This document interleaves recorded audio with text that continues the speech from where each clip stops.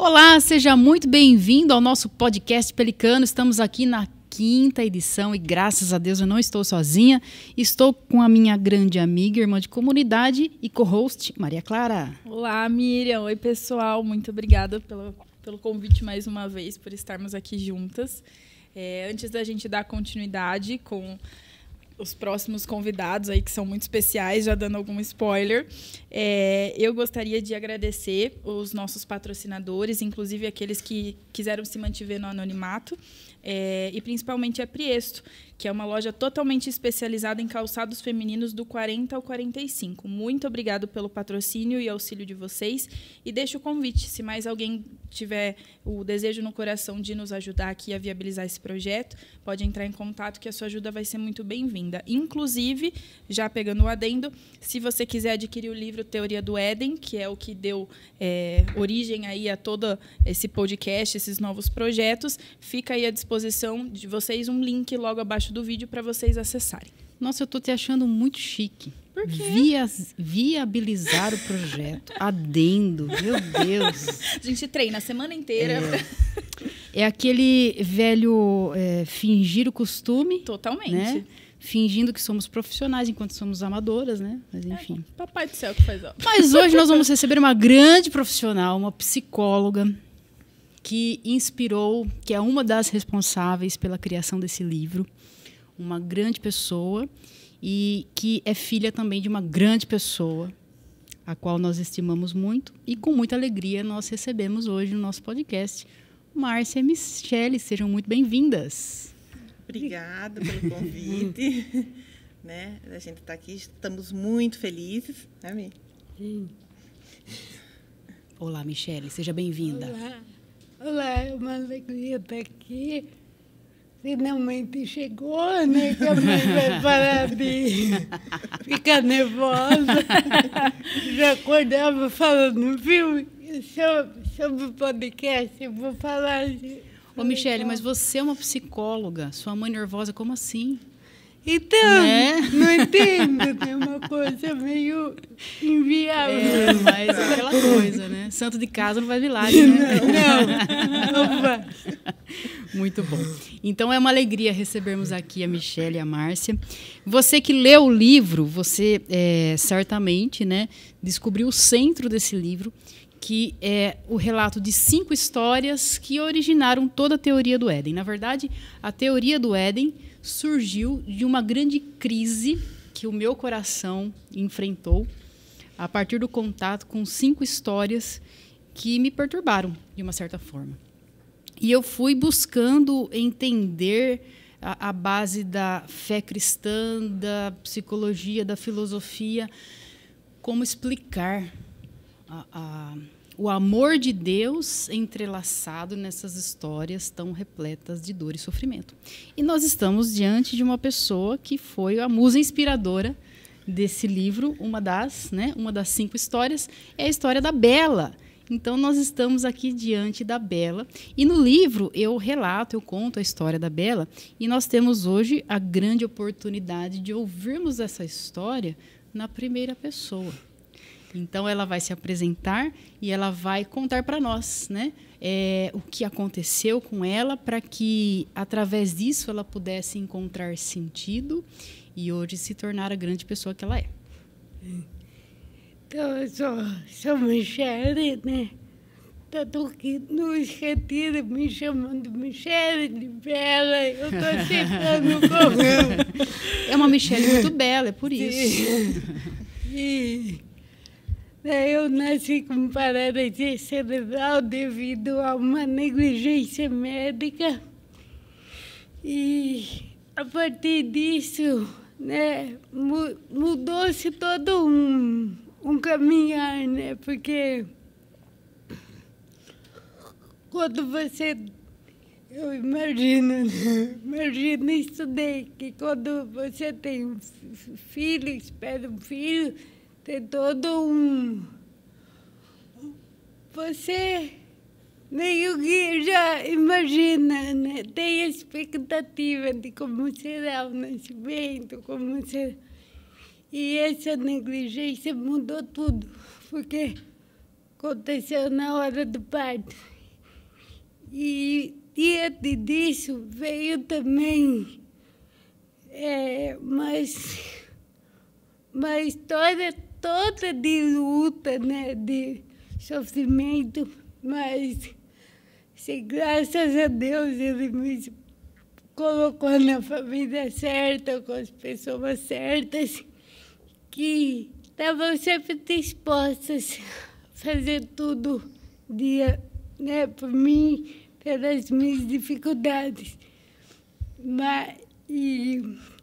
Eu sempre fui uma pessoa bem assistida nesse quesito.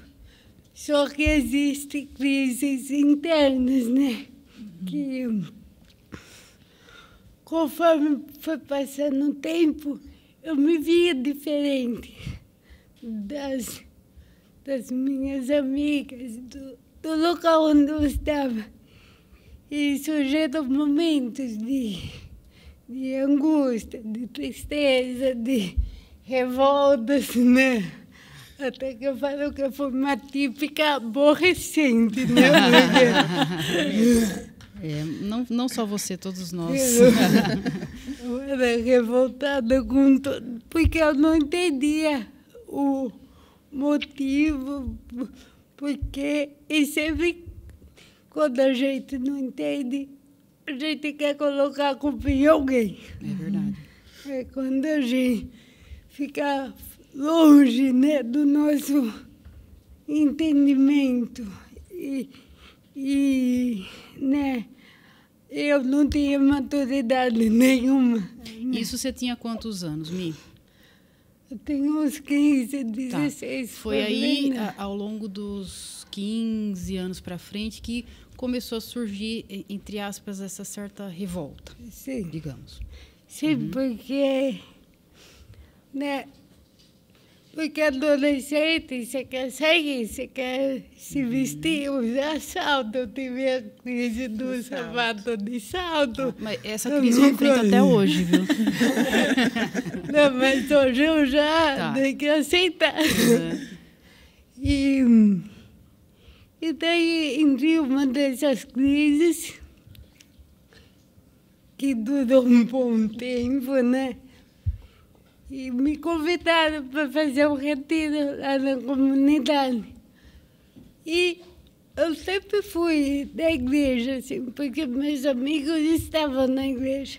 Então eu ia para, mesmo me revoltando com Deus, eu ia por causa dos meus amigos, sendo bem sincera aqui, né? E daí a gente foi lá na comunidade.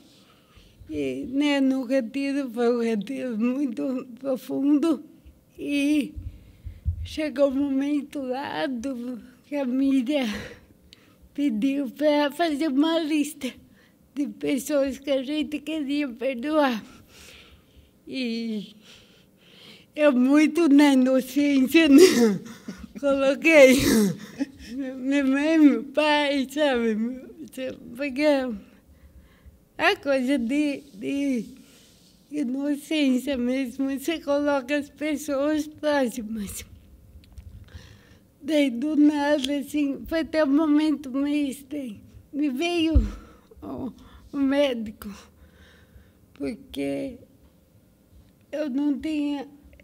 não que eu pensava nisso toda hora, mas, sabe, um insight, assim, me veio... Foi automático, foi no começo da folha, escrevi, né, o nome. Só que eu fiquei com muito medo. E daí eu pedi para conversar com a Miriam. Nunca tinha visto a mim na minha frente. E até foi acho que é Deus, né, porque... A mãe conhece, eu não era de me expor, assim, de contar tudo. E a mim, eu contei tudo. Quando a gente sentou no refeitório para conversar, né, eu tenho esse momento com muito carinho, porque acho que daí que Deus começou a agir para me transformar, né, a minha vida.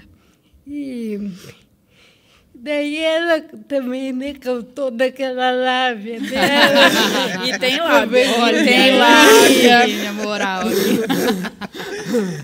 Filósofa, né, foi perguntando, foi falando.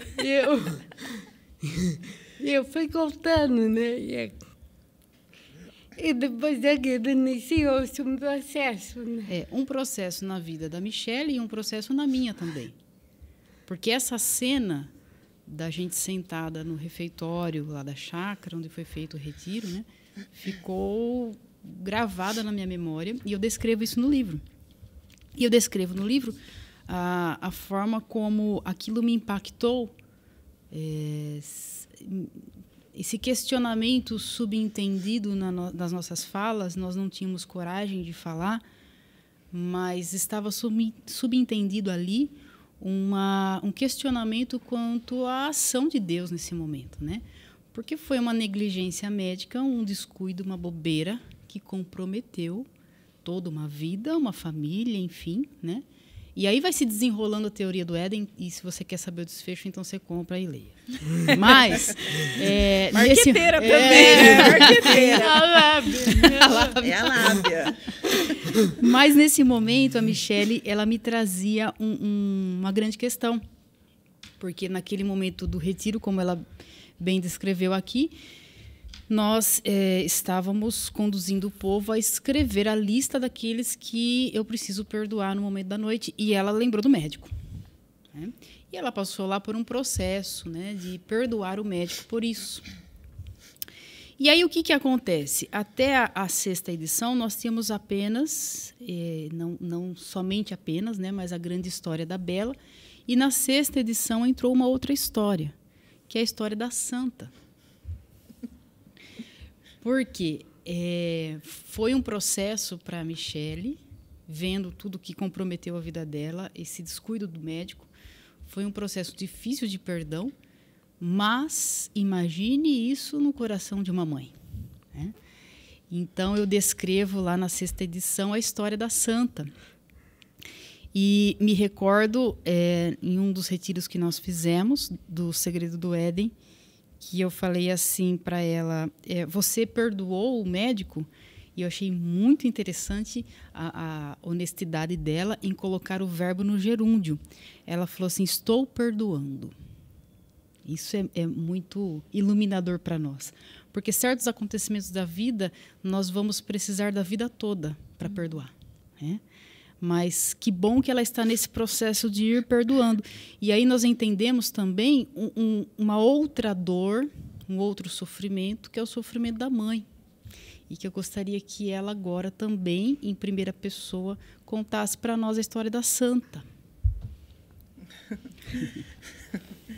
Que a Michele falou, é um processo mesmo esse, né, que a gente vem lutando. E eu agradeço muito, né, por estar nesse processo, porque é um bem enorme que traz para a gente tirar aquele peso, né? Você ter a pessoa na cabeça ali todo instante, todo momento, e você nutrindo uma raiva mesmo, né? Um ódio mesmo daquilo, né? Isso faz muito mal dentro da gente, muito mal. Mas, assim, a gravidez da Michele correu tudo bem, pré-natal, tudo tranquilo, tudo certinho. Nada de diferente. Só que a Michele adiantou uns dias, né? Ela adiantou uma semana. Ela nasceu no dia 1º de maio, feriado, né? Como é típico de feriados, né? Festa, churrasco, né? Essas coisas assim. E eu estava no processo, né, do parto. Logo de manhã, já começou na madrugada, mas eu esperei para ir de manhã no hospital. Fui. De manhã, dei entrada lá, o médico examinou, pediu para ir para casa, que não era aquele momento ainda, que era só mais tarde. E voltei para casa. Quando foi umas 2 horas, eu não aguentava mais, desci no hospital. E aí meu marido foi na casa dele para avisar ele que eu tinha ficado internada lá, que eu estava no hospital. E foi aí que nós ficamos sabendo que estava tendo churrasco na casa dele também, né, desse médico. E meu marido voltou para o hospital comigo e o médico apareceu só à noitinha no hospital.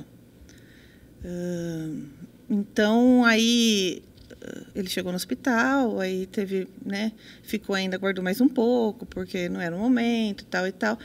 E nesse atraso, nessa demora, né, a Michele nasceu com falta de oxigenação, o que acarretou a paralisia cerebral, né? Foi essa... Mas no início vocês não sabiam disso? Não. No primeiro momento, não. Porque o que aconteceu? A pediatra entrou no quarto no dia e falou para a gente assim que ela ia ter alguma coisa. Tá. Que a gente ia ter que ficar observando. E vocês não sabiam o quê? Não sabia o quê. E como que vocês começaram a descobrir que tinha alguma coisa ali? Pelo processo natural das crianças mesmo, né? Ah, tá. Ficava 24 horas assim, olhando. Observando. Né? Porque a médica falou, você tem que ver, né? Vai ter alguma coisa. Então, eu tinha muito medo de convulsão, certo, né? Porque a gente não sabia o que esperar daquilo ali. Eu tinha muito medo disso. Então, o tempo que ela estava dormindo, eu corria fazer alguma coisinha. O tempo que ela estava acordada, ela estava comigo. À noite, ela não dormia, né? 6 meses, a Michele passou a noite inteira sem dormir. Também não sabíamos o porquê. Ela chorava das 18 até as 6 da manhã. Era um choro contínuo. E aí a gente ficava só observando o que ia acontecer. E aí começou, né? Quando a criança ia pegar alguma coisa, né? Você ficava observando o que as outras crianças faziam, né? E o que ela não fazia no mesmo, né? Nos 3 meses, nos 4 meses. Ela não firmava a cabeça, né? Ela demorou para fazer isso. Então, a gente foi observando aquilo ali. E esse choro? Esse choro contínuo aconteceu porque na hora do parto, ela quebrou a clavícula. E ninguém sabia? Ninguém sabia, né? Porque ela nasceu em Torrinha, uma cidade pequena, né? E como aconteceu tudo isso, ela foi enviada para outra cidade, né? Para Jaú, porque em Torrinha não tinha recursos e nada. E aí ela ficou ali. Nós ficamos 6 dias no hospital, né? Mas ninguém viu nada disso. E foi um médico que a gente foi que ele falou. Mas ela já estava com 22 dias. Quer dizer, 22 dias chorando sem parar. Não, sem parar. Você ia dar um banho, era um choro sem fim. Porque ela tava até era um banho dor. tanto... Eu fazia tudo muito rápido, sabe? Porque eu não sabia o que acontecia. E foi esse médico que viu. Mas ela com 22 dias só. Só que ela já tinha... Porque criança desenvolve muito rápido. Sim. Então, já tinha colado aquela clavícula. Tá. Né? Mas ele falou que isso foi devido a... Aí o que acontece? A criança, ela acostuma com tudo, né? Desde pequena. E aí ela entrou nesse processo de chorar. Quer dizer, Mi, você já iniciou a sua história de vida sentindo muita dor, né? E a dor física e depois as dores emocionais, né? Eu lembro do seu testemunho, gostaria que você relatasse agora, como foi para você conquistar aquilo que, digamos, é tão mais simples quando não se tem a paralisia cerebral, como, por exemplo, segurar uma colher, andar, etc. e tal, mas você nunca parou nisso, né? Então, você via alguém andando de bicicleta, quero andar de bicicleta. Via alguém tocando teclado, quero tocar teclado. E como que foi isso? Foi muita batalha. Primeiro, para convencer meus pais. Então você é boa de lábia também. E pronto. Psicóloga. Márcia, nós estamos aqui, ó, só de espectadora, entendeu? O negócio é... Porque, né, que nem você falou, eu vi, eu queria. minhas amigas andavam todas de bicicleta. Eu queria andar de bicicleta. E lá em casa sempre, isso foi uma coisa boa, por isso que eu sei dos meus limites, o que eu posso, porque tudo a gente sentava e conversava. Legal. Então eu sentei, conversei, falei, eu quero andar de bicicleta. Minha mãe já descabelou, mas como? Como você vai andar de bicicleta? Não tem... Falei, mãe, não sei. Mas eu quero. Mas eu quero. E meu pai falou, né? Eu ajudo. Então, meu pai, eu ia de bicicleta e ele ia correndo atrás. E Torrinha pequena, então a gente andava a cidade inteira, quase ficava 1 hora andando. E eu sempre olhando para ver se ele estava atrás, porque ele não podia ficar muito atrás também, porque insegurança. E daí foi 2 anos nessa. Daí eu chegava machucada, chegava ralada. Mãe, você não vai mais, pode abandonar isso, que não sei. Eu ficava, não, mas... E às vezes eu mesmo, né, falava, não, pro meu pai, não sentava na sarjeta, que eu era uma pessoa amada. Chorava, não quero mais, pode queimar, pegar, dá para quem vai quiser bicicleta, que eu não...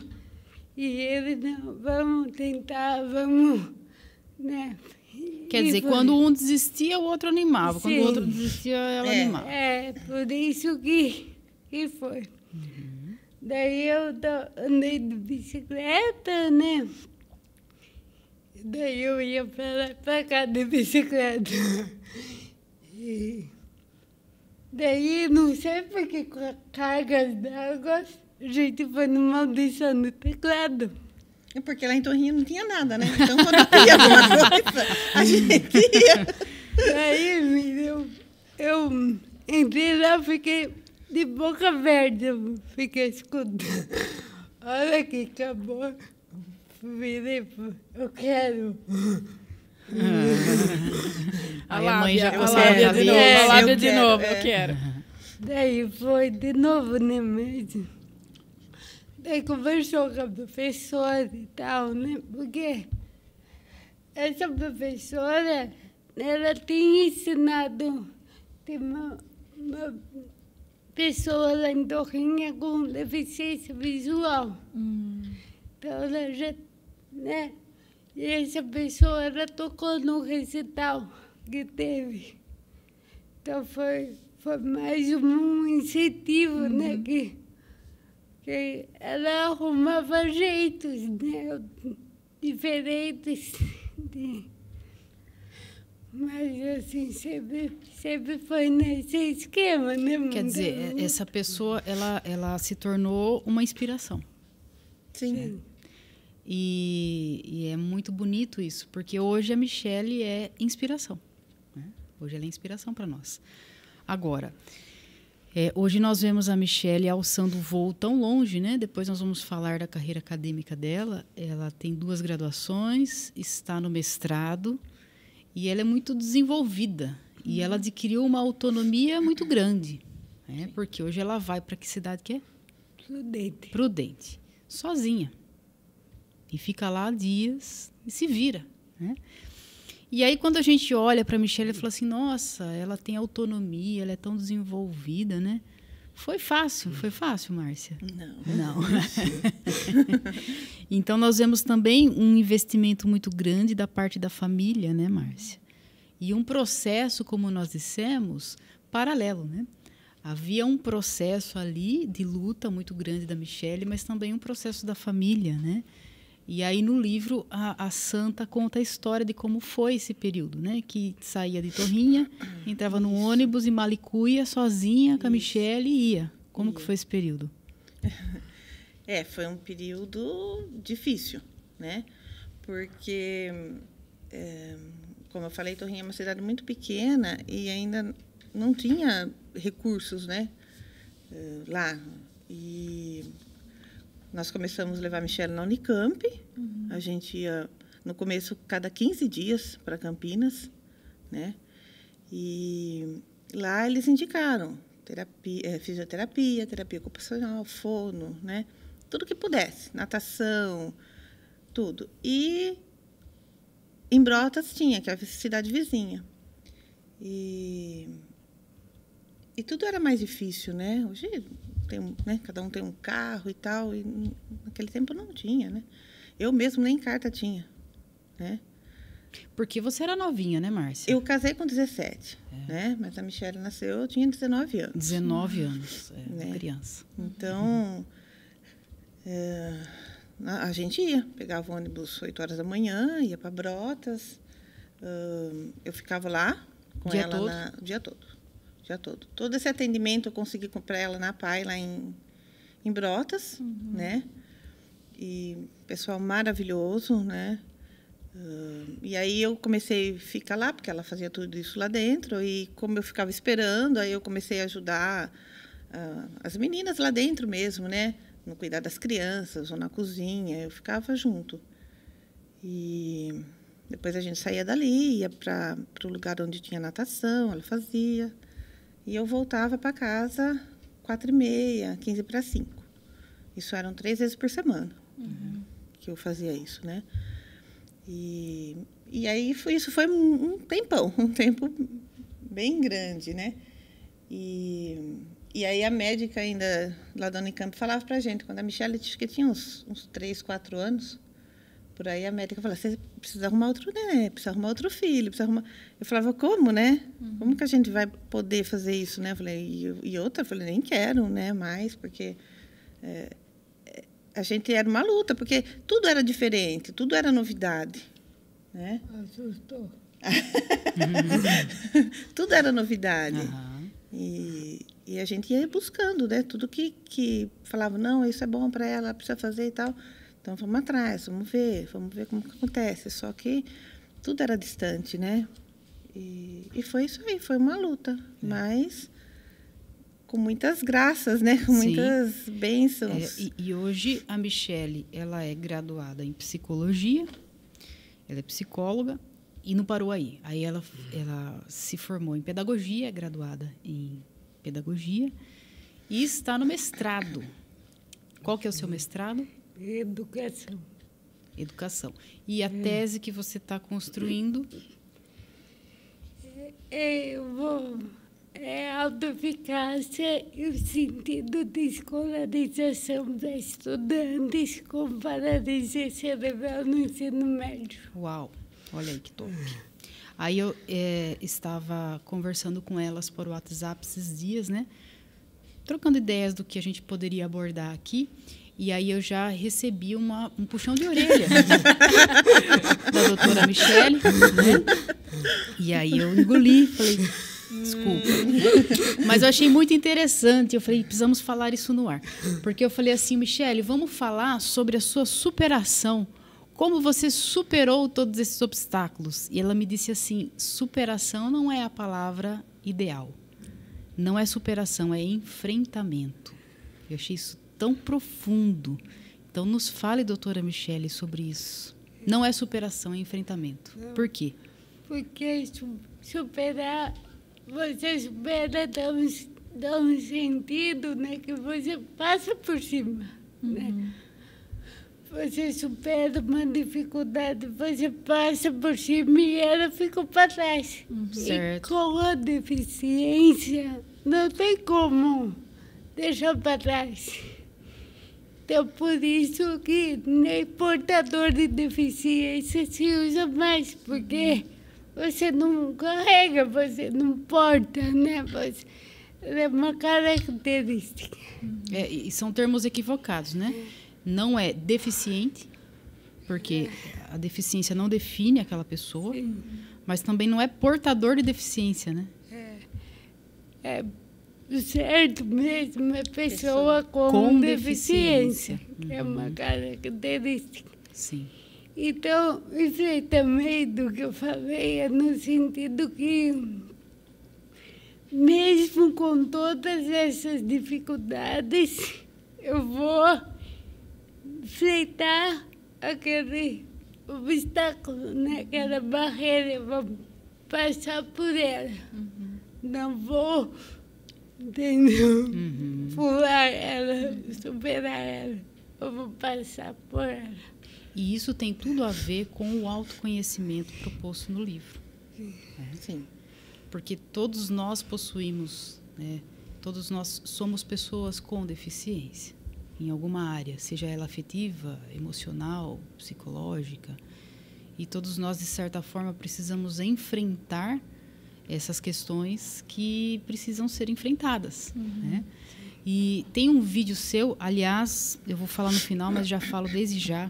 Se você não é inscrito no canal M de Michele, se inscreva agora, está aqui na descrição do vídeo.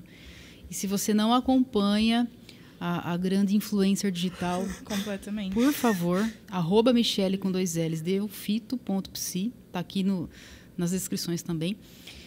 E são vídeos assim muito valiosos, muito profundos. Alguns nos levam às lágrimas, outros nos levam à posição fetal. E assim a gente vai indo, né? A bicha é braba. É braba, menina. E tem um vídeo que você lançou recentemente sobre limites. Eu achei tão valioso aquilo, que você fala que todos nós temos limites, né? E a gente precisa respeitar os limites. Sim, porque até eu aprendi na comunidade, né? Foi um processo que eu aprendi lá, porque todo mundo tem, a gente tem que abraçar, né? Os limites. E entender que aquilo não é contra você, né? Você não tem o limite para ficar parado, estagnado, não. Seu limite é com você. Então, você tem que achar meios, né, de seguir mesmo com eles, né? Sim. E até no livro eu apresento a questão dos limites, porque no livro nós entendemos como o modelo ideal de vida de um ser humano curado e completo, aquele modelo que condiz com a natureza humana. E na teoria do Éden, nós entendemos natureza humana aquilo que Deus projetou para o homem antes da queda, o que nós chamamos de homem pré-queda. E aí, geralmente nos retiros do Segredo do Éden, eu faço, né, uma pergunta. Os limites, eles vieram antes do pecado original ou depois? Porque aí a gente vai analisar se é uma coisa que nós precisamos, aí sim, né, superar, né, ou seja, deletar da nossa vida ou não, ou abraçar como nossa natureza. E, relendo os primeiros capítulos do Gênesis, nós vemos que os limites, eles vieram antes da queda. Eles vieram antes do pecado original. Porque Adão e Eva e aquele conjunto de seres humanos, eles eram limitados. Né? E também, o que se constata sobre isso é a pessoa do próprio Cristo, porque Jesus, mesmo sendo Deus, ele se vestiu de homem, né? Não, como diz uma passagem do Novo Testamento, não se apegou à sua condição divina, mas se humilhou à condição humana, sendo semelhante a nós em tudo, exceto no pecado. E essa semelhança, ela também se relaciona com os limites. Então, Jesus, ele respeitava os limites humanos. Jesus já podia ter vindo com 30 anos, né? Ter aparecido, mas não. Ele quis passar por todas as etapas da vida, todas elas repletas de limites. Uma criança de colo que é limitada, uma criança que engatinha que é limitada, e a Virgem Maria também. Nossa Senhora, mesmo não tendo pecado, ela era limitada. Eu sempre brinco nos retiros, né? Nossa Senhora, quando ela foi fazer a visita à sua prima Isabel, ela não colocou uma capa e saiu voando, né, por Nazaré, até chegar à casa de Isabel. Não. Diz a palavra que ela foi caminhando em uma viagem repleta de obstáculos, né? Com montanhas, sobe e desce e tudo mais. Então, os limites fazem parte da nossa humanidade. Todos nós somos seres limitados, todos nós temos limites. E alguns deles nós respeitamos e outros nós enfrentamos, né? Então, cabe a cada um de nós conhecermos os nossos limites e identificarmos qual que eu preciso enfrentar, né, e superar, aí sim, e qual que eu preciso aceitar. E aí uma coisa que a Michele falou uma vez no retiro, que eu acho muito valiosa aqui também, foi a respeito da Márcia, que passou por um processo também de aceitar esses limites, né? E ela usou um termo que eu nunca tinha ouvido, que é o luto do filho ideal. Então, quer dizer, o luto não se relaciona apenas à morte, à perda de um ente querido, de um amigo, de uma pessoa amada. O luto também é tudo aquilo que nós precisamos aceitar, né? E esse luto do filho ideal, a Márcia passou. Eu gostaria que ela partilhasse para nós esse momento da vida dela.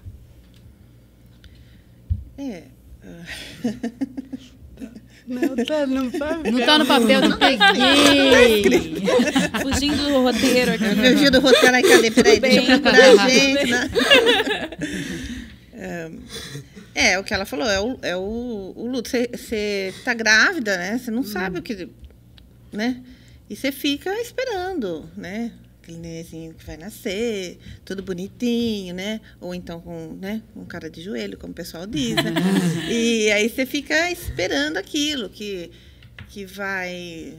3 meses já está lá segurando a cabecinha, aí você põe de bruço, a criancinha se ergue e vai andar com um ano e pouquinho, aquele negócio todo, né? E no dia que a Michele nasceu, a gente já soube que não seria assim, que isso não seria dessa forma, né?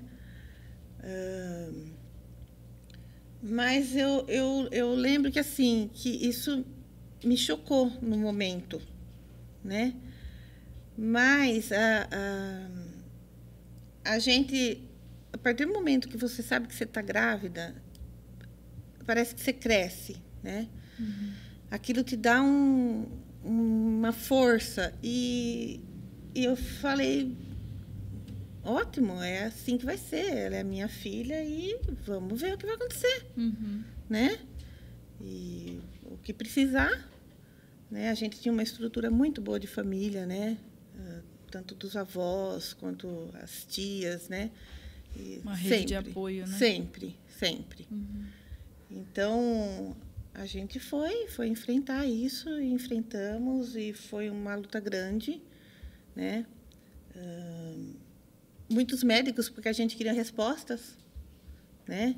Então, tinha semana que a gente ia em 2 ou 3 médicos, né? Porque a gente queria uma resposta daquilo. E foi tudo complicado, né?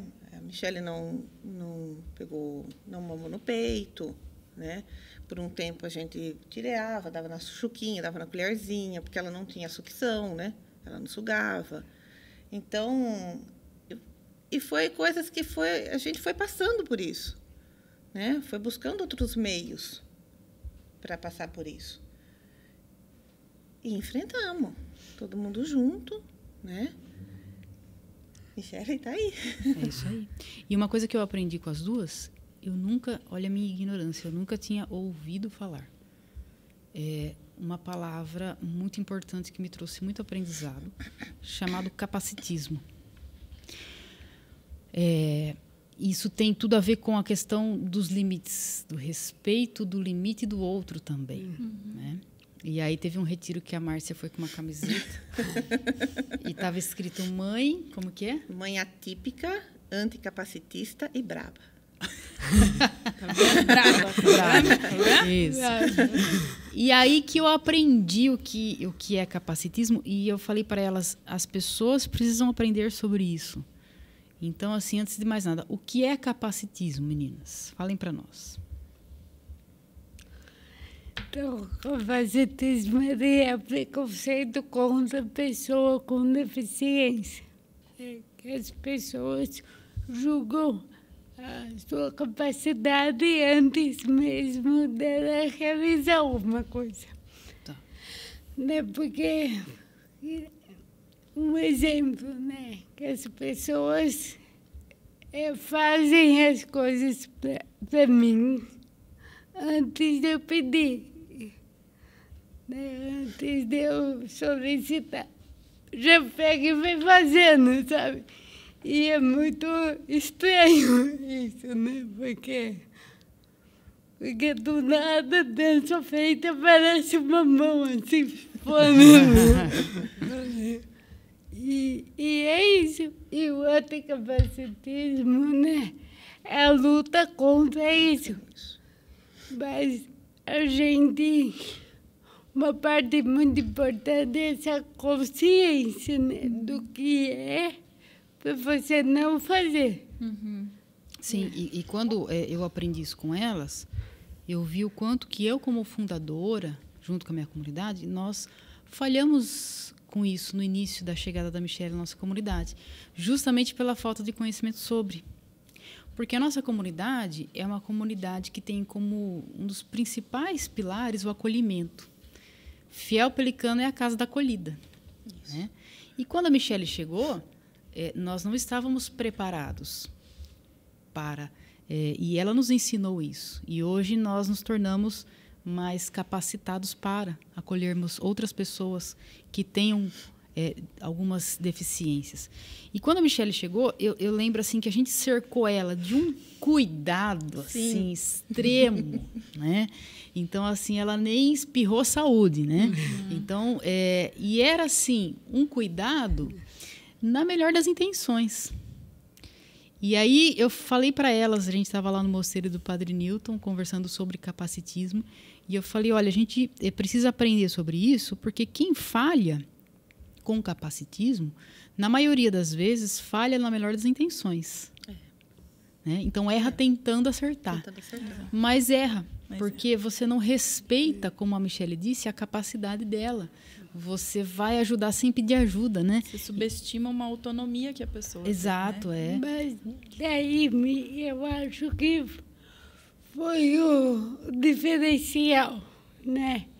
Vocês mexeram de cuidado, sim, né? Mas foi o diferencial para eu estar aí, porque não vejo isso como capacitismo, tá? Eu vejo como acolhida mesmo, Fiel Pelicano. Porque eu cheguei no retiro, foi colocado uma cadeira assim, um saber diferente lá para mim. E a gente tem que saber diferenciar, né? Não pode levar, eu acho, tudo a ferro e fogo. Sim, sim. Tudo é capacitismo, tudo é preconceito. Não, tem situações que é bom. Sim. Porque eu, naquele momento que eu fui no retiro, eu estava precisando, né? Dessa acolhida, desse suporte. E como era um local diferente, com pessoas diferentes, eu nunca ia chegar e pedir. Porque tem isso também da pessoa com deficiência se disponibilizar em querer ajuda, que eu também lutei muito com isso. Então, olha aí, você que está assistindo esse podcast, que é uma pessoa com deficiência, toma. Segura na mão de Deus, escuta isso. Também é uma postura importante da pessoa com deficiência, essa, né? Sim. Aceitar ajuda. Aceitar ajuda.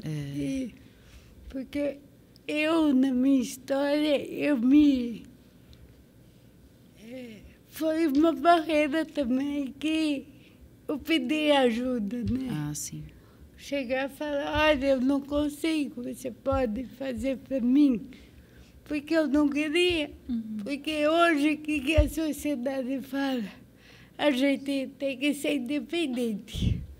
Quanto mais independente você for, o seu status cresce, parece, né? Que você chega e faz tudo, você está lá em cima. E diante desse discurso, você chegar e pedir, falar, olha, eu não consigo amarrar o sapato, que é uma coisa simples, né? Tem toda uma construção, né, um autoconhecimento, né, envolvido para você chegar. Para eu chegar nesse nível, eu falo, né, porque hoje,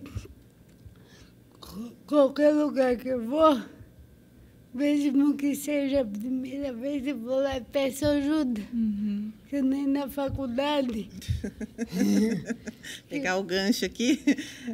Quando a Michele começou a ir no mestrado, Sim. ela falou para mim, como que eu faço? Ela falou, eu vou comer lá no restaurante da faculdade, como que eu vou pegar meu prato de lá e vou levar para a mesa? Eu sempre falei, porque a gente sempre foi muito aberta com tudo. Eu falei para ela, pede.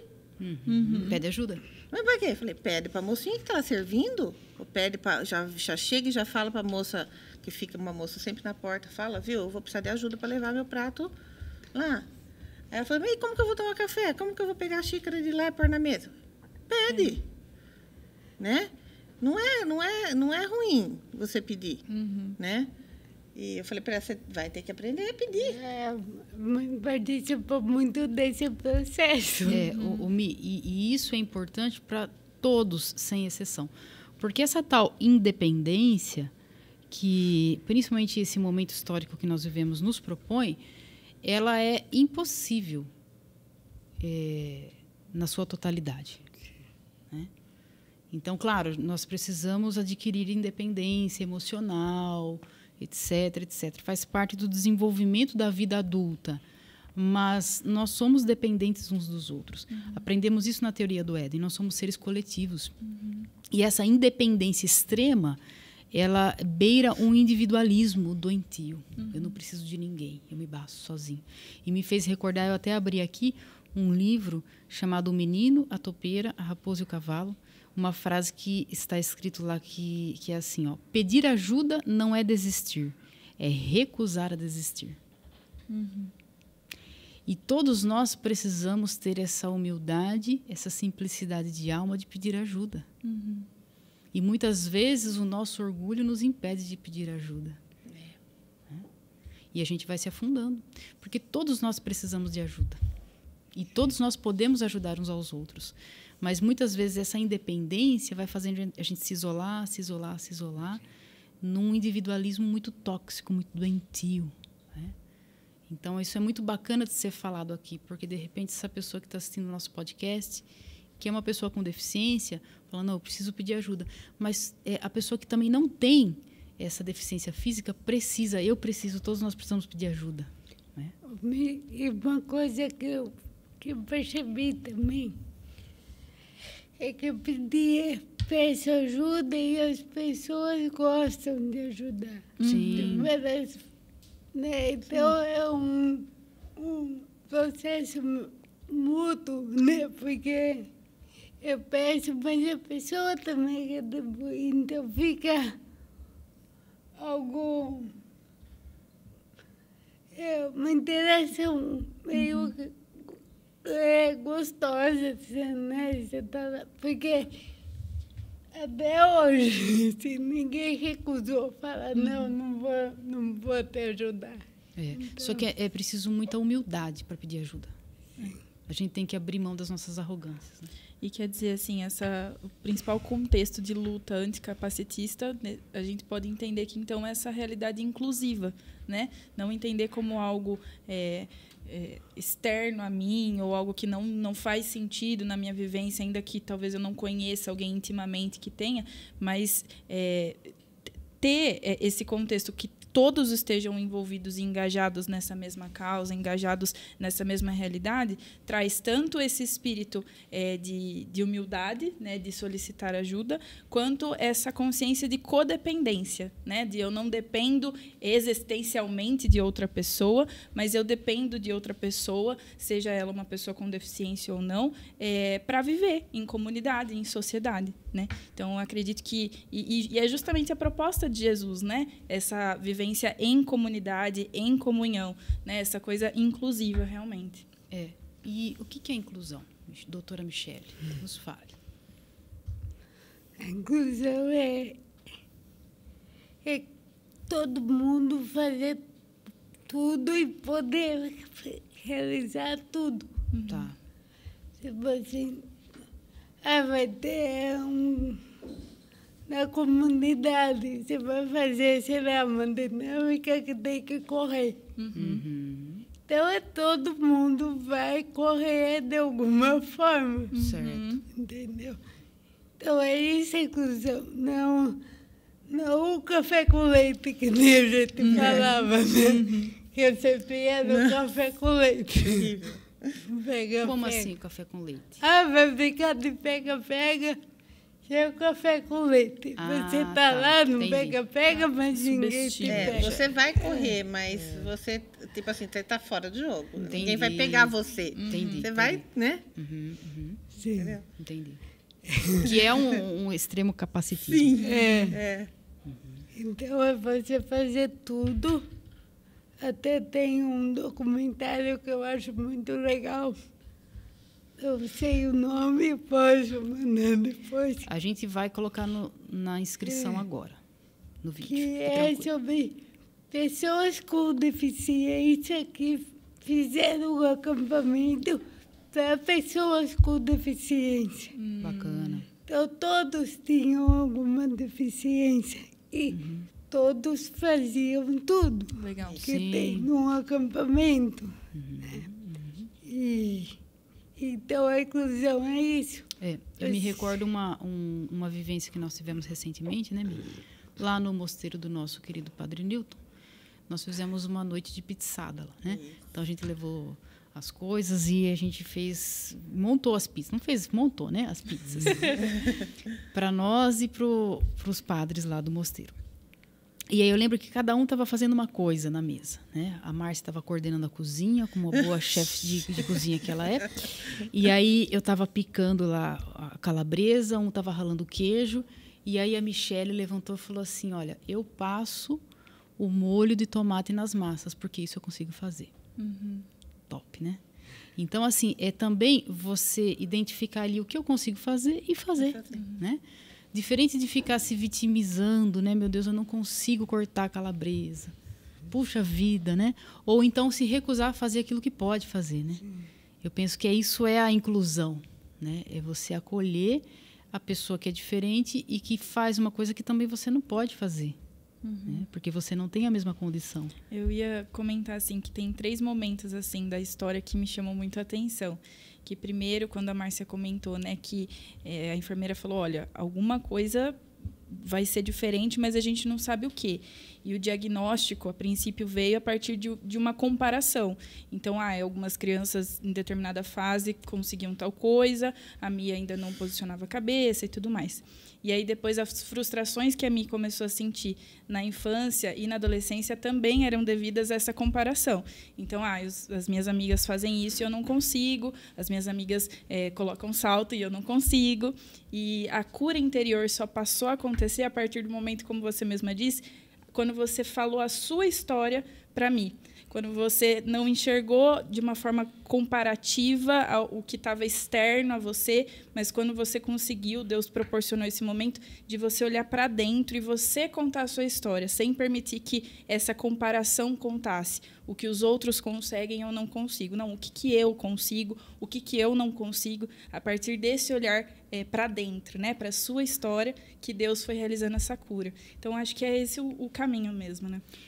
Mi, e assim, nós falamos sobre a atitude individual que cada um tem que ter nessa luta anticapacitista, mas, já que a gente entrou agora nesse assunto da comunidade, para a pessoa que está assistindo faz parte de um grupo da igreja, de uma paróquia, de uma comunidade, ou estuda numa classe que tem uma pessoa com deficiente, como que um grupo, um coletivo pode proporcionar essa inclusão e pode lutar contra o capacitismo? Quais são os meios que nós precisamos ter no coletivo para acolher, né, de fato, e para lutarmos contra o capacitismo e para proporcionar essa inclusão? Dentro da sua realidade fiel-pelicano, da comunidade que você diz que se sente incluída, o que na comunidade é importante que você gostaria de dizer para o mundo para que assim se propague esse padrão de comportamento do coletivo para acolher? É uma ação bem simples Você fez todo um rodeio, pergunta. Eu sou boa de lábia, né, dizem. Eu vou falar uma coisa simples, que é você chegar e perguntar Bacana. para a pessoa. Falar o que você precisa. E acolher, né? E o que ela falar? Acolher, sim, estar junto, né? E fazer com que ela esteja no ambiente, participando, porque hoje em dia tem muito isso, né? A pessoa com deficiência está ali incluída, mas ela não está realmente participando.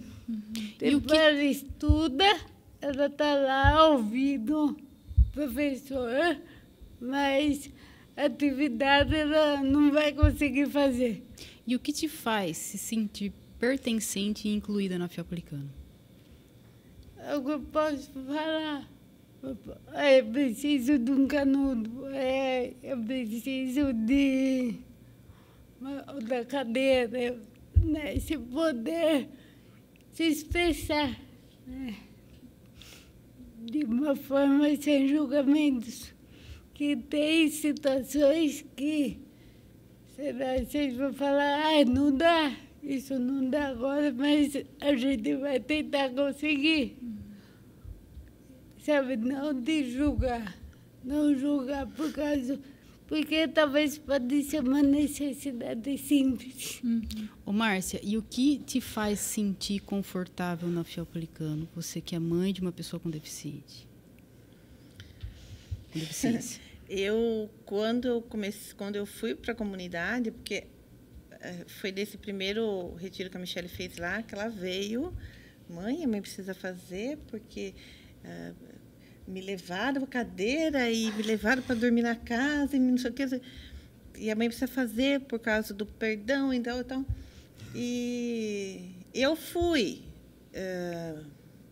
lá na chácara ainda, e eu já me senti, porque é o que difere, né? É essa acolhida, né? E aí foi todo um processo. Você começa a se sentir pertencente àquele lugar e ser acolhida pelas pessoas. E você se sente em casa. Eu já me sinto em casa lá, né? E a Michele também, eu tenho certeza. E o que te disso. faz se sentir em casa lá? Isso é importante saber, sabe por quê? Porque tem gente que está assistindo, que participa de um grupo que tem uma pessoa com deficiência lá e precisa saber de vocês o que nós, enquanto grupo, precisamos ter para que vocês se sintam pertencentes ali. A Michele falou... A Michele já fez assim, surgiu alguma coisa. Não. Surgiu alguma coisa. Eu já ia ajeitar meu álcool. Tá bom. Pode falar. Não, é isso mesmo, é acolhida, é se sentir bem ali. Porque todo mundo... ninguém te exclui, né? Tipo assim, que nem eu... acho que eu vejo que a Michele se sente muito bem lá. Ela se sentindo bem, Você se sente bem. já é 90% da minha felicidade. Sim. Entendeu? Ela se sentindo bem no lugar. Então, eu já fui me sentindo bem porque ela se sentia bem lá. Né? Eu acho também que nem você falou que foram mexendo de cuidados, de carinhos. Se a gente achar que tudo vai ofender uma pessoa, a comunidade não ia ser acolhedora comigo, por exemplo. Se as pessoas ficassem, não, a gente tem que tomar cuidado, não pode fazer muita coisa, não pode fazer isso. Ficasse cheio de dedos, que nem a gente fala, né? Eu não ia me sentir acolhida. E ser proposta na comunidade não ia ser com vida, vamos supor, né? Então, eu acho que esse acolhimento mesmo. Então, em todos os lugares, a gente tem que acolher todo mundo. Todo mundo. Porque tem uma frase que eu gosto muito do livro Extraordinários, que ele fala assim, seja gentil, porque você não sabe a luta que o outro está enfrentando. Então, a gentileza, ela supera tudo. E lá na comunidade, vocês foram gentis, né? E isso a gente precisa aplicar em todos os casos, né? Porque essa frase é tão forte e diz tanto para nós, né? As limitações da Michele, elas são mais evidentes, mas quanta limitação há dentro de cada um? Né? E eu nem imagino. Então, é esse respeito ao outro que está dando o que pode ali, né? O que está dando conta. E, às vezes, a gente é tão intolerante, tão implacável, principalmente nesses meios religiosos, né? A gente quer um desenvolvimento instantâneo da pessoa que começa a caminhar, mas que, no momento, só está conseguindo dar aquilo que está dando, né? E essa delicadeza, esse respeito próprio é de Jesus, que é o perfeito cavalheiro, que respeita a nossa caminhada, o nosso ritmo, né? Então, isso, na verdade, esse podcast, eu vejo que é um podcast, claro, que traz muito para nós sobre conhecimentos a respeito da pessoa com deficiência, mas que se aplica a qualquer tipo de relacionamento com todo mundo, né? Porque todos nós precisamos ter essa acolhida e esse respeito ao outro, que muitas vezes nem sinaliza o tanto de luta que enfrenta para estar ali, né? Isso é muito importante. Agora, infelizmente, nosso podcast está chegando ao fim. Esse é um limite que nós não gostaríamos de... Não, nunca gostou. Mas aprendi que a gente tem que enfrentar, né? Enfrentamento dos limites. E aí eu gostaria aqui de pedir para que a Márcia falasse, direcionada para a câmera, uma mensagem, primeiramente, às mães e aos pais de pessoas com deficiência. Qual é a sua mensagem para essa mãe, para esse pai, para essa família que está assistindo esse podcast? Nossa, não está no roteiro. Não está no roteiro. Tá fugindo bastante do roteiro. Está fugindo tudo do roteiro. Nada que eu escrevi, ó. Eu acho que primeiro, né, que eu sempre coloco, Deus. Né? Você tem que estar na fé, você tem que estar com fé, oração, joelho no chão, porque cada fase da vida da Michele foi uma luta para a gente, família, e para ela também, né? E a gente tem que ter fé que aquilo vai dar certo, que aquilo que ela vai conseguir. E eu sempre falei isso para ela, né? Em todos os momentos da vida dela, né? Você vai conseguir. Ah, mãe, mas como que eu vou? Você vai conseguir, de um jeito ou de outro, você vai conseguir, né? E, então, eu falo que a gente tem que ter fé, Deus, sempre, em primeiro lugar. Família, que é um alicerce tremendo. Você tem que estar contando com alguém, você não pode estar sozinha, porque senão desmorona, né? E encarar as dificuldades, né? E passar, né, por elas sem desanimar.